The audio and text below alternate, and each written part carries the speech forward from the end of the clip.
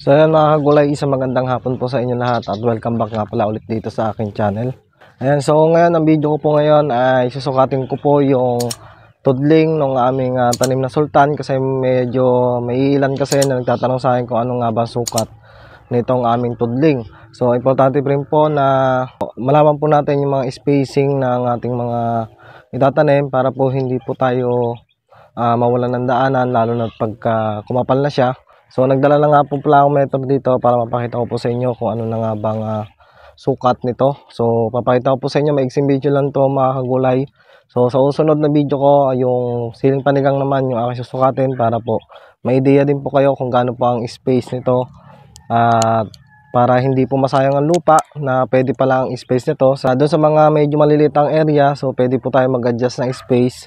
At sa mga nagtatanong po, ayan, at sa mga magtatanim pa lang, ito po yung aming tudling dito sa aming sultan na F1.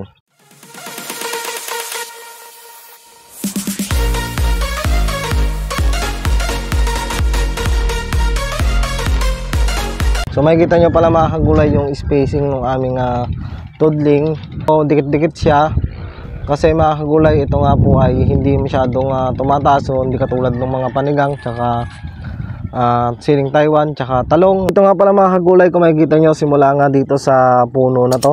So andito kasi ang guhit ng namin na pang sibuyas. So yun ang ginagamit namin dito na pantudling, kaya halos pare-parehas siya.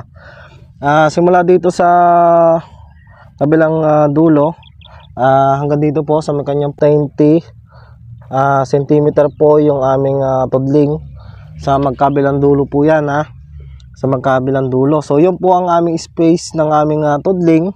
So dito naman tayo sa pagitan ng mga puno. So dito mga kagulay, papakita ko sa inyo yung pagitan naman ng aming tanim. So meron kasing so depende po ito sa mga magtatanim nyo kung papadalangan nyo o papasinsinan nyo. So marami kasing tao na nagtanim dito, so hindi po siya halos pare-parehas ng sukat. Pero mapapansin nyo naman yun, matatansya kung kayo po mismo ang tatanim.